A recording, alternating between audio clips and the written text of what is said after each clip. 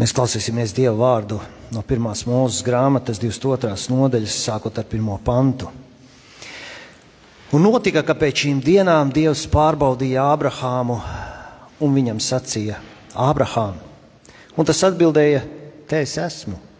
Tad viņš teica: ņem savu vienīgo dēlu, kuru tu mīli, Īzāku, un ej uz Moriju zemi un upurē to tur par dedzināmo upuri uz kāda no kalniem, kuru es tev norādīšu. Un Ābrahāms no rīta posās ceļām, apsegloja savu ēzeli, paņēma sev līdzi 2 savus puišus, kā arī savu dēlu Īzaku, sacirta malku dedzināmam upurim un devās uz to vietu, kur Dievs viņam bija norādījis. Un 3. dienā Ābrahāms pacēla savas acis un ieraudzīja to vietu iztālēm. Un Ābrahāms sacīja saviem puišiem: palieciet jūs ar ēzeli šeit, bet es ar zēnu gribu iet turp, un mēs gribam pielūgt, un pēc tam atkal atgriezīsimies pie jums. Un Ābrahāms paņēma dedzināmo malku un to uzlika Īzakam savam dēlam, bet pats savā rokā ņēma uguni un nazi, un abi soļoja viens otram līdzās.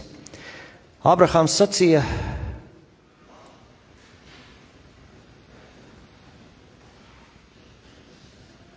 7. pants pazudis ir. Ābrahāms sacīja: gan Dievs pats izraudzīs sev jēru upurim, mans dēls. Un abi soļoja viens otram līdzās, un tie nonāca līdz vietai, kādu tam Dievs bija noteicis. Un Ābrahāms uzcēla tur altāri, sakārtoja malku, sasēja savu dēlu Īzaku un uzcēla to uz altāra virs malkas. Un Ābrahāms izstiepa savu roku un satvēra nazi, lai nokautu savu dēlu. Bet Dieva eņģelis no debesīm sauca viņam: Ābrahām, Ābrahām! Bet tas sacīja: Te es esmu. Un viņš sacīja: neizstiep savu roku pret savu dēlu un nedari tam itin nekā, jo tagad es zinu, ka tu bīsties Dieva un neesi taupījis savu vienīgo dēlu manis labad. Un Ābrahāms pacēla savas acis un ieraudzīja aunu aiz sevis, kas ar saviem ragiem bija saķēries krūmājos. Un Ābrahāms piegāja klāt, paņēma aunu un nolika to par dedzināmo upuri sava dēla vietā. Un Ābrahāms nosauca šīs vietas vārdu Jahve Jirje, tā kunga vārds. Pateicība Dievam. Jaunās derības lasījums ir no 2. Pāvila vēstules korintiešiem 6. nodaļas, sākot ar 1. pantu. Mēs kā līdzstrādnieki jūs pamācām, lai jūs Dieva žēlastību nebūtu velti saņēmuši, jo viņš saka: labvēlīgā laikā es tevi paklausīju, un pestīšanas dienā es tev palīdzēju. Redzi, tagad ir labvēlīgākais laiks, redzi, tagad ir pestīšanas diena. Mēs nevienā lietā neesam par apgrēcību, lai kalpošana netiek pelta. Bet visās lietās mēs parādāmies kā Dieva kalpi lielā pacietībā, bēdās, darba grūtībās, bailēs, sitienos, cietumā, uztraukumā, grūtā darbā, bezmiega naktīs, badā, šķīstībā, atziņā, lēmprātībā, laipnībā, svētajā garā, neviltotā mīlestībā, patiesības vārdā, Dieva spēkā, ar taisnības ieročiem pa labi un kreisi, ar godu un negodu, ar slavu un neslavu, kā viltnieki un tomēr patiesīgi, kā nepazīstami un tomēr pazīstami, kā mirēji, un redzi, mēs dzīvojam, kā pārmācīti un tomēr nenonāvēti, kā noskumuši, bet vienmēr priecīgi, kā nabagi, bet kas dara daudzus bagātus, kā tādi, kam nav nenieka un kam tomēr ir visas lietas. Tā kunga vārds. Pateicība Dievam. Uzklausīsim 3. lasījumu, kas šodien ir no Mateja evaņģēlija 4. nodaļas. Tad gars Jēzu aizved tuksnesī, ka tas taptu velna kārdināts. Kad viņš 40 dienas un 40 nakts bija gavējis, tad tam gribējās ēst. Kārdinātājs piestājās pie viņa un sacīja: ja tu esi Dieva dēls, tad saki, lai šie akmeņi top par maizi. Bet viņš atbildēja un sacīja: stāv rakstīts, cilvēks nedzīvo no maizes vien, bet no katra vārda, kas iziet no Dieva mutes. Tad velns viņu noveda sev līdzi svēto pilsētu, uzcēla viņu pašā Dieva nama jumta galā un saka: ja tu esi Dieva dēls, tad nolaidies zemē, jo stāv rakstīts, viņš saviem eņģeļiem par tevi pavēlēs un tie tevi nesīs uz rokām, ka tu savu kāju pie akmens nepiedauzi. Tad Jēzus tam sacīja, atkal stāv rakstīts, Dievu savu kungu tev nebūs kārdināt. Un atkal velns to veda sev līdzi ļoti augstu kalnu un rāda viņam visas pasaules valstis un viņa godību. Un viņam saka, to visu es tev gribu dot, ja tu zemē mezdamies, mani pielūgsi. Tad Jēzus viņam saka, atkāpies, Sātani, jo stāv rakstīts, tev būs Dievu savu kungu pielūgt un viņam vien kalpot. Tad velns viņu atstāja un redz, eņģeļi pie viņa piestājās un viņam kalpoja. Tā kunga evaņģēlijas. Slava tev, Kristu. Lūksim. Tevis Tēvs, mēs pateicamies par tavu vārdu. Mēs pateicamies, Kungs, ka tavs vārds ir mūžīgā patiesība. Un mēs lūdzam, ka tu mūs uzrunā savu vārdu, lai mēs varam tam sekot un savas dzīves pēc tā sakārtot. Svētī mūs to Jēzus vārdā. Āmen. Drošot apsēsties.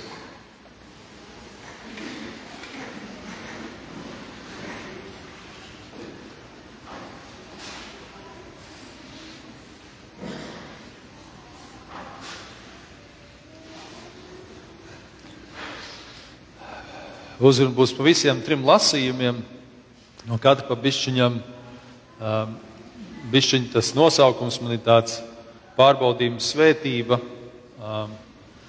Mēs mēģinām saprast, varbūt mēģināsim nedaudz saprast to, ka pārbaudījumi, grūtības un ciešanas, kas mūsu dzīvē ir, viņiem ir sava būtība. Sava būtība, savs kaut kas, ko Dievs grib caur mums izdarīt. Pirmkārt jau pie mums, un tad, kad mēs to esam izturējuši, bieži vien mēs varam būt par svētību arī citiem. Kad Dievs pārbauda Ābrahāmu, viņš nejautā Ābrahāmu viedokli tajā. Un, ziniet, kādreiz mums ir cilvēkiem, kad mums uznāk kāds pārbaudījums, mēs prasam, Dievs, kāpēc man tas ir jāiet cauri, kas tagad notiek? Mums liekas, ka Dievam vajadzētu mums saskaņot, pirms viņš mums uzliek kādu pārbaudījumu. Vai šis varētu šitā? Nu, nē, kungs, varbūt bišķi mazāk. Jā, labi. Dievs nav tāds. Viņš mums kaut ko uzliek, un viņš uzliek tāpēc, ka viņš uzliek, un viņš uzliek tādu, kādu viņš grib uzlikt. Un tieši caur to viņš saprot, ka kaut ko viņš grib izdarīt. Es domāju, ka Dievs izvēlējās Ābrahāmu kā ticības tēvu viņa paklausības dēļ. To mēs varam lasīt rakstos, ka tas bija viens no tādiem faktoriem. Un es domāju, arī šis pārbaudījums ar Īzaku bija svarīgs, tāpēc, ka atcerēsimies, pēc tam Dievs savu dēlu sūtīja, lai tas upurētos par mums. Un mēs varam teikt, ka Dievs līdz pēdējiem pārbaudīja Ābrahāmu, vai viņš arī būtu gatavs kaut ko tādu dot no sevis. Un Ābrahāms bija gatavs. Viņš bija gatavs iet līdz galam. Varbūt mēs varam nojaust, kad viņš atbild savam dēlam to pantu. Mareks tur bija izlaidis. Dēls viņam jautāja, mans tēvs? Un Ābrahāms teica, es te, mans dēls. Un tas sacīja, re, kur uguns un malku, bet kur ir jērs sadedzinājumam upurim? Un tad Ābrahāms atbild, Dievs pats sev sagādās jēru sadedzinājumam upurim, mans dēls. Es pieļauju, ka šī mirklī Ābrahāms ticēja, cerēja, nojauta, ka viņam nebūs savs dēls jāupurē. Bet viņš tomēr gāja līdz galam. Un tikai pēdējā brīdī, pirms viņš upurēja savu dēlu, eņģelis viņu apstādināja. Un es domāju, ka tam bija jābūt līdz tam pēdējam brīdim. Dievs pārbaudīja līdz pēdējiem. Kādreiz mums tie pārbaudījumi ir tādi, mums nepatīk, mums negribās, mums varbūt ir grūti, bet viņi ir līdz pēdējiem brīdim Dievs mūs pārbauda. Nu, kur ir tava sirds? Kur ir tava ticība?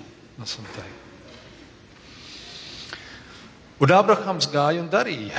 Viņš paklausīja, viņš ļāvās, viņš gāja līdz galam, tik cik Dievs viņu tur bija ievedis šajā pārbaudījumā. Un mēs saprotam, mēs beigās lasām, ka Dievs nelika šo dēlu upurēt. Viņam bija savs risinājums. Un varbūt tā ir tāda vēl viena lieta, kad mums uznāk kāds pārbaudījums, Dievam ir risinājums. Dievs visu kontrolē, viņš zina, ko viņš dara. Tas nekas nav bez Dieva ziņas. Un tas, man liekas, arī ir svarīgi to tā apzināties tajās grūtībās, pārbaudījumos, kas mums ir, ka Dievs visu kontrolē. Un mēs nekontrolējam. Un tas ir visgrūtākais. Mēs nekontrolējam. Abrahams teica, dēlam atbildēja, Dievam būs risinājums. Kāds? Es nezinu. Bet es paklausībā eju. To, ko Dievs man teica, es ņemu tevi, es ņemu malku, ēzeli, uguni, un mēs ejam. Un tad beigās Dievam ir risinājums. Bet tad, kā jau minēja, Abrahams līdz pēdējam tika pārbaudīts, līdz pēdējam mirklim. Otrā rakstvieta, Pāvila 2. vēstule korintiešiem 6. nodaļa, šīs perikopas virsraksts nosaukums ir kalpošanas grūtības. Šeit Pāvils sākumā runā par to, mēs viņam līdz darbodamies aicinām jūs nebūt tādiem, kas velti saņēmuši Dievu žēlastību. Un šeit to mēs varam saprast tā, ka Dievs mums savā žēlastībā ir izglābs. Dievs mums žēlastībā ir izpircis no nāves ar Kristus upuri. Mēs jau esam saņēmuši žēlastību. Un tas jautājums, ko mēs ar to darām? Vai mēs sekojam Dievam, vai mēs izvēlamies sekot? Arī tad, ja mums ir grūtības, arī tad, ja tās grūtības ir lielas grūtības. Jūs dzirdējāt lasījumu, ko Mareks lasīja no šīs 6. nodaļas 10 panti. Pāvils tur uzskaita, cik daudz ir bijušas šīs grūtības. Es pieļauju, ka tas saraksts varētu vēl palielināties. Mēs parādām sevi kā Dieva kalpus, ciešanās, trūkumā, bezizejā, ar sitieniem, cietumos, nemieros, bez miega, bez ēdiena un tā tālāk un tā joprojām. Un es domāju, ka tas, ko es gribu šodien pateikt, ir, ka mums nebūs viegli. Mums nebūs viegli kristīgo ceļu ejot. Tas vienmēr būs ar kādām grūtībām, īpaši mēs izvēlamies patiešām sekot Kristum. Mums būs pārbaudījumi, kā Abrahamam. Un mēs varam teikt, kas man šajā gaveņa laikā varbūt ir jāiztur. Vai kas man šajā gaveņa laikā ir, kas ir bijis samilzis, kaut kas grūts tāds, kas man varbūt ir jāatrisina. Varbūt ir grūts darbs, kas jāiztur, varbūt tā ir slimība, varbūt attiecību sarežģījumi, varbūt kaut kur man ir jābūt kādam risinājumam, un šobrīd es neredzu to risinājumu. Kādu seju mēs rādām cilvēkiem? Tas bija lasījumā no Mateja 6. Trešdien, ko Mareks lasīja. Kad ieejot gavēņa laikā, Dievs mūs aicina, ka mēs nerādām bēdīgi seju. Es tagad esmu gavēnīgi, man tagad ir grūti. Vai man ir grūti ar kādām citām lietām. Un nav jau par to, ka mums jāizliekas. Bet, ja mums ir grūti, vai mēs kaut kur, vai mēs nākam pie Dieva, lai atspirdzinātos. Vismaz šodien man arī pirmā dziesma ļoti atspirdzināja par ganu.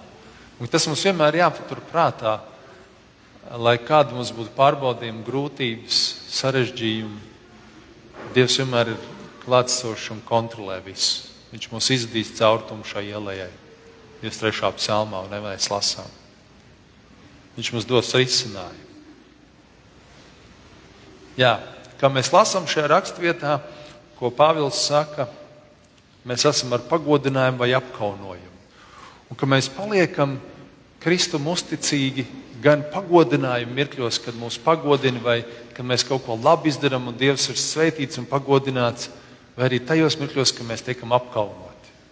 Ka kāds mums kaut ko pārizdara vai ko, ka mēs paliekam pie Kristus. Un es domāju, ka tas nav viegli, un tāpēc Pāvils par to raksta. Ka tā ir daļa no kristīgās dzīves, daļa no būšanas ar Dievu, daļa no kalpošanas.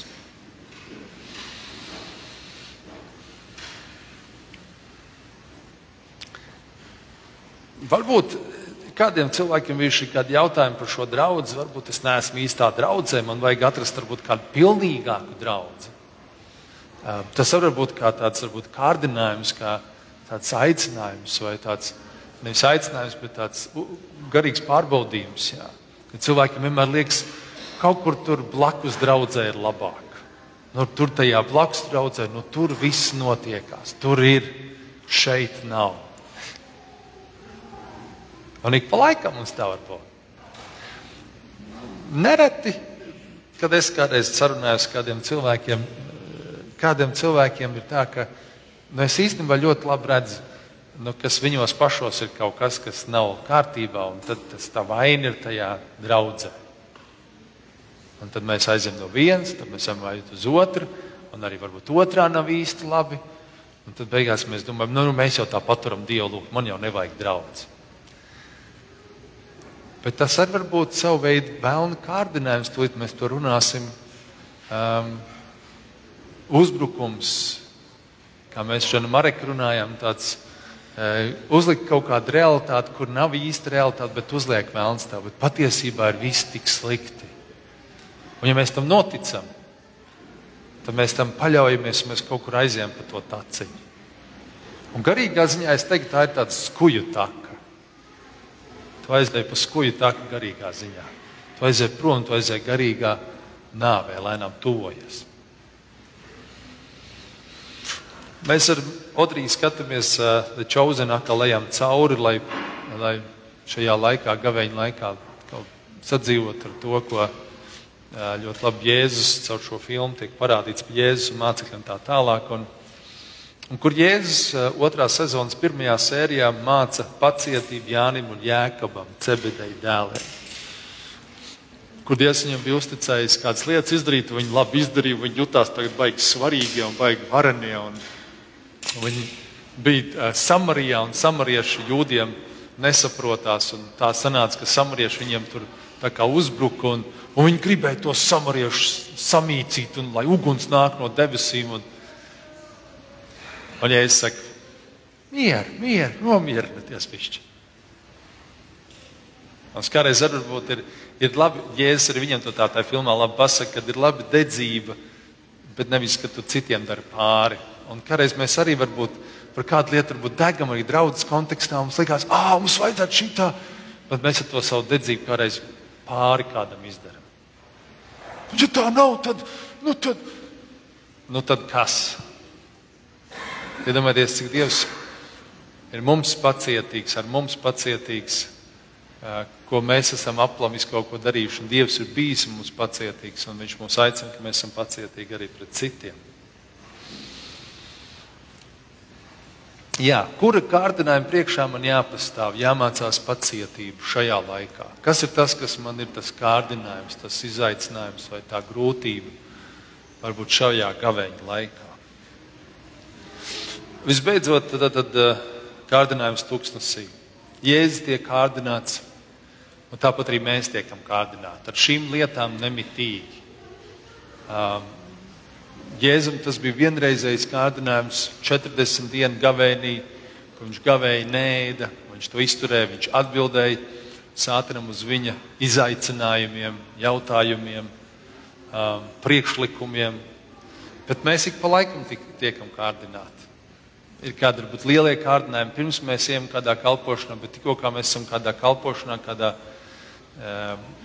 kopībā ar kristiešiem, kur mēs kaut ko daram, tad mums nemitīgi nāk kārdinājumi. Kā mēs ar tiem tiekam galā? Vai mēs tos atpazīstam? Un kādi, diemžēl, neiztur un padodas kārdinājumiem. Un aiziet, un salūst, un notiek kāds aplams lietas. Un ko mēs ar to daram? Vai Jēzus viņu nosoda? Jēzus nenosodīja arī to laulības pārkāpšanā pieķerto sievieti, kur tika pieķerta burtiski laulības pārkāpšanas brīdī. Jēzus viņu nenosoda, viņš saka, ej un vairs negrēko. Viņš nenāca nosodīt, bet viņš nāca izglābt. Mēs bieži citējam Jāņa 3.16, bet kāds ir Jāņa 3.17? Viņš nenāca pasauli tiesāt, bet izglābt. Un kādreiz mēs varbūt nostājamies tādu nosodītāju vai tiesātāju lomā. Jā, redzi, tur tas ir. Un tas jau šitā. Un cik labi mēs to varam par citiem, vai ne? Bet kā ar mums pašiem? Jēzus nāca, lai stāstītu par Dievu valstību. Viņš aicināja ikvienu cilvēku uz atgriešanos no grēkiem. Aicināja sekot viņam, iet viņa ceļus, klausīties viņa vārdos un pildīt tos. Varbūt tavs gavēņa laika pārbaudījums ir nevienu nenosodīt. Ja bez citādi varbūt pat teikt, nebāzt degunu citu darīšanās. Mums kādreiz tik ļoti patīk iebāzt. Kas tad tur tā īsti notiekās? Nevajag bāzt degunu citu darīšanās. Tu tiec ar sevi galā. Tu redzēsi, ka nemaz nav tik viegli tikt ar sevi galā. Vai ne? Atcerēsimies arī mācekļi bija tādi, kas višķiņi gribēja zināt, kas tur notiek. Pašās beigās Pēters teica, bet kas tad ar Jāni notiks? Un viņš saka, kāda tev daļa, kas ar Jāni notiks? Es tev saku, dari to un to. Ar Jāni es pats tikšu galā. Dievs tiks ar katru galā. Mums nav jāpalīdz Dievam. Un jāpasaka, Dievs, man liekas, ka tur vajadzētu šitā darīt. Es gribās bišķi tādam konsultantam Dievam būt, ne? Tas arī nav vajadzīgs. Dievs tiks galā. Tas, ko Mārtiņš Luteris saka, to es vienmēr atceros, ka cik labi ir nevis veicināt grēku, bet cik iespējams apklāt grēku. Mēs mazinām, ka mēs mēģinām skaidrot, kāpēc tas cilvēks tā vai šitā ir rīkojies. Nevis, ka mēs veicinām un, ja kāds ir kāda mēsli čupa nolicis, tad mēs tā sakam, nu, lai tad izplatās tā smaka, lai tad visi jūt. Tas nav kristīga rīcība. Ja mēs dzīvojam ļoti līdzatkarīgā sabiedrībā, mums tik ļoti gribās kādu pamācīt, nosodīt, norāt, palabot, vai ne? Bet tas nav tas, ko Dievs grib, lai mēs darām. Man liekas, ka tieši šodien par šo jārunāja, par tādu, ka mēs mēģinām skatīties vairāk uz sevi, un gavēņa laiks ir par to. Es skatos, kas ir manī labs un kas manī nav, kas man ir jāizmaina, kur es nāku pie Dieva, un Dievam saku, kungs, izmaini šo man.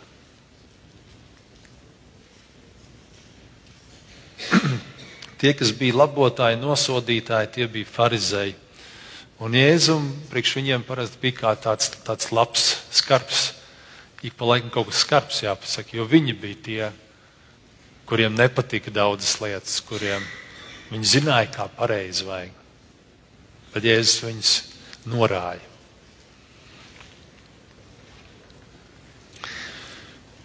Tādu noslēgumu secinājumu varbūt šodien. Pirmkārt, Dievs mūs pārbaudīs un var uzdot savu jautājumu, kāds ir man šī brīža pārbaudījums. Varbūt šobrīd tev nav pārbaudījumu, obligāti nav jābūt, tad pateicies Dievam un tuvojies viņam. Ja mēs esam kalpošanā, mums būs kalpošanas grūtības. Mums būs tādas, un viņam ir jābūt, un būs tādas vai šīs lielākas vai mazākas, jo ļaunais stāv mums tam pretīm, ko mēs daram, un tur būs kāds saka, sprunguļi spieķos, un tad mēs varam jautāt, kas tās ir. Un, ja mēs apzināmies, tad mēs varam lūgt, lai kāds lūdz par mums, lai mums palīdz, lai mēs varam tikt pāri šīm kalpošanas grūtībām. Un visbeidzot, mēs tiksim kārdināti. Mēs varam pastāvēt Dieva vārdā un turoties pie Jēzus, un mēs būsim uzmanīgi. Mums vajag arī citus nosodīt un uz citiem norādīt, redz, kāds viņš ir. Lai Dievs dod mums šajā gavēņa laikā pašiem savas sirds ar Dievu palīgu tīrīt un šķīstīt un mazāk bāzt degunu citu darīšanās. Lai Dievs mums to svētī. Āmen.